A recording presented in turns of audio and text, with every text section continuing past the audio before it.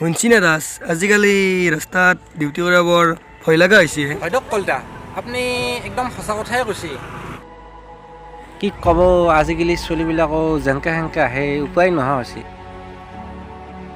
ঠাণ্ডাও লাগছি চাদা অলপ খাব পালি ভাল আছিল কলিতা চাদা খাব নেকি দাস মোৰ তাত টেমাটো আছে চাদাহে অলপ আছে কলিতা ছাৰ গৈছোঁ ছাৰ কি চাদাৰ কথা পাতি আছা তোমালোকে একো খাই আনে নেকি ঘৰত ইয়াতে কিমান গাড়ী গৈ আছে তোমালোকে দেখা নাই আজিকালি কিমান এক্সিডেণ্ট হয় সৰু সৰু ল'ৰা ছোৱালীবিলাকে হেলমেট নিপিন্ধে কিবা নিপিন্ধে এনে গাড়ী চলায় অলপ ভালকৈ চোৱা যাতে এখন গাড়ীও পাৰ হৈ নাযায় দাস ডিউটিত লাগক ছাৰৰ ৰাগ উঠছি কলিতা দিয়ক দে এই গাড়ী আছে ডিউটিত লাগক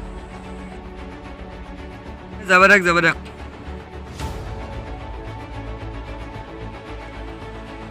আপুনি গাড়ীখন চাইডলৈকে নাহে ইফালে নিয়ক আপোনাৰ হেলমেটটো খোলক সেইটো শিককচোন আপুনি একবাৰ গম পাব দিয়ক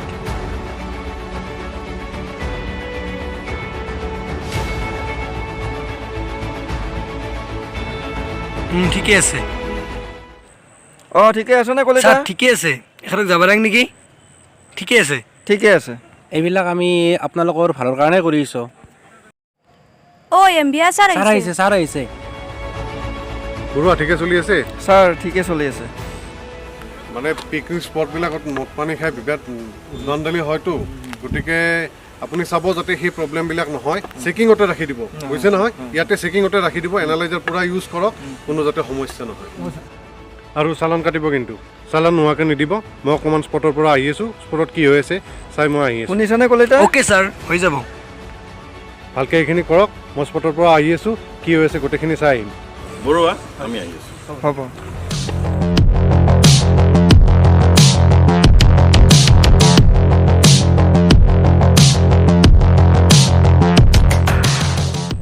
কলিতা দেখিছনে ছাৰহঁতে কিমান ষ্ট্ৰিক্টলি ডিউটি কৰি আছে অলপ ভালকৈ চাবা যাতে এখন গাড়ীও হাৰি নাযায় নহ'লে মোক ছাছপেণ্ড কৰিব বুজিছানে দাস ডিউটিত লাগক ভালকৈ আপুনি যাব পাৰে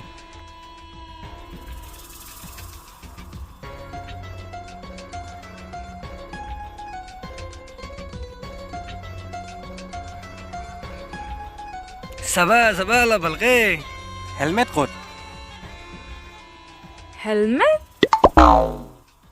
কিয় লাগে হেলমেট কিয় লাগে হেলমেট আৰে মোক কেনেকৈ ৰখাবলৈ আপুনি কয় এই ড্ৰিংকছ কৰি আহিছে চাওক কি মানে কি হৈছে আপোনালোকৰ ইয়াত ফুকাওক বুলি কৈছোঁ এই চাৰিবাত লওক কলিতা চাৰিবাত লওক চাওক মোক যাবলৈ দিয়ক মোক যাবলৈ দিয়ক এইটো কি ফুকাই দিয়া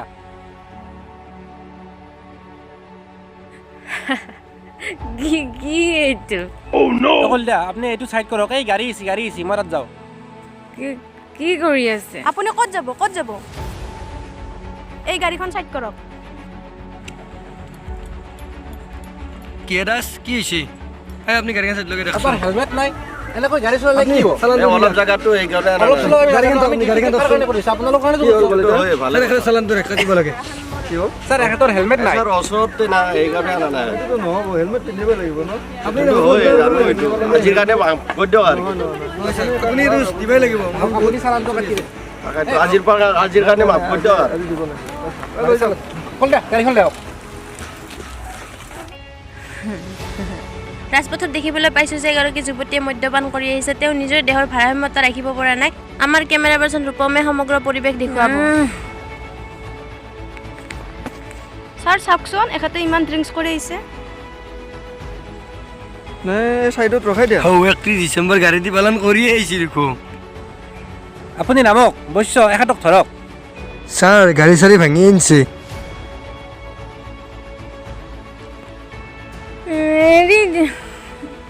চাইডত লৈ যোৱা কি কৰিছা তুমি বস্তু যাব নোৱাৰে যাক লৈ যাক আপুনি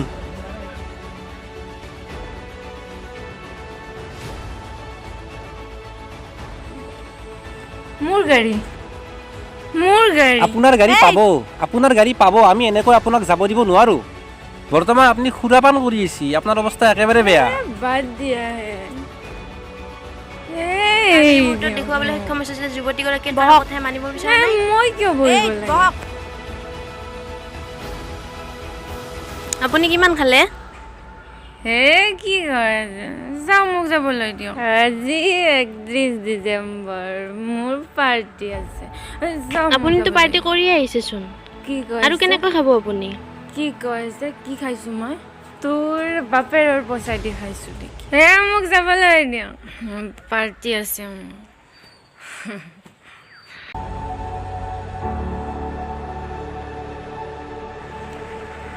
বৈশ্য ফুইকাব ৰাখচোন কলিতা 71 বছৰে কৈছে 71 যে অৱস্থা বেয়া মই ড্ৰিংকছ কৰা নাইতো এইটো ফুইকে ৰাখচোন আপুনি আপোনালোকে নিৰ্দোষী মানুহক কেনেকৈ হাৰাছমেণ্ট কিয় কৰি আছে কোন দোষী কোন নিৰ্দোষী ইয়াৰ পিছত হ'ব প্ৰথমতে আপুনি এটা ফুক মাৰক Sorry.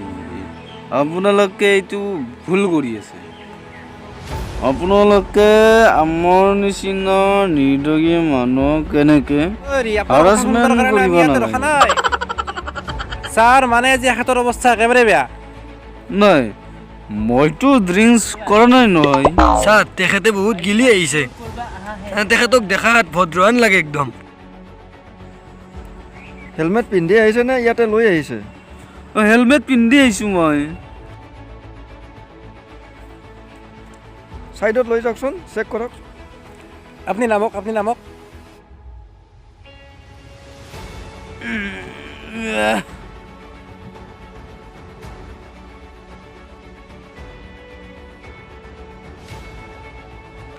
এই এৰি দিয়ক মই পাৰিমতো এইটো লওক প্লিজ এই আপুনি একবাৰ ফুইকে দিয়ক দে দে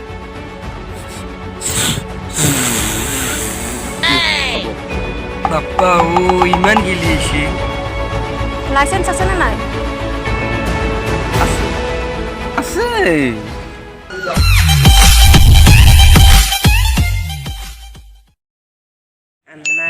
দাসে লাইসেন্স নাই বোধহয় আছে লাইসেন্স বাকী সব ঠিকে আহিছিল এই মেখা গিলিয়ে আহিছে আছেতো চাও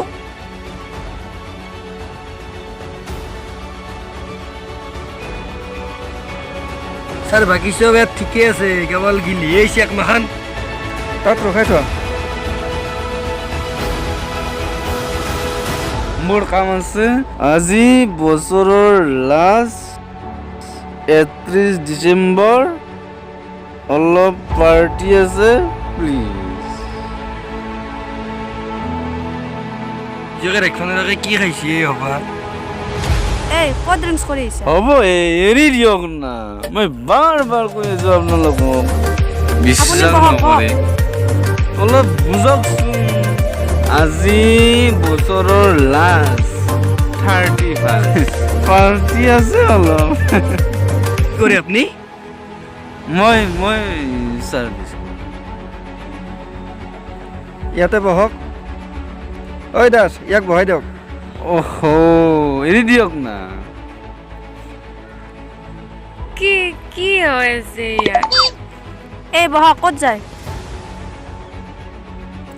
এৰি দিয়ক তাইৰ অৱস্থা নাছিল মই মদ খোৱা ভালদৰে নাই থাকক। নহয় তুমি মই তাইক আনিব গৈছিলোঁ তুমি আৰু হেলমেট কিয় পিন্ধা নাই গাড়ী বেলেগৰ লাইসেন্স ক'ত লাইচেন্স নাই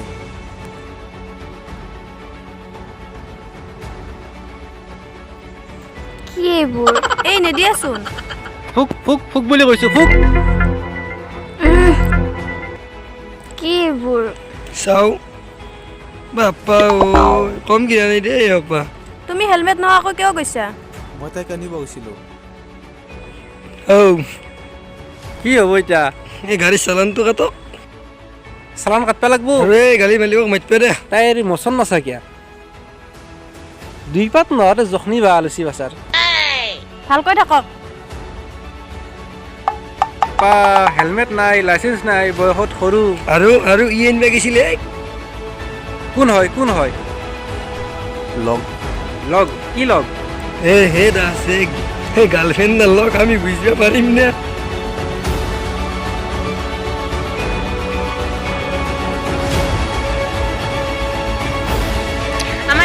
কেমেৰাত ৰূপমে দেখুৱাব যে এজন যুৱক আৰু এজনী যুৱতীয়ে মদ্যপান কৰি তেখেতসকলে যাব পৰা নাই গাড়ীখন চলাই নিবলৈ।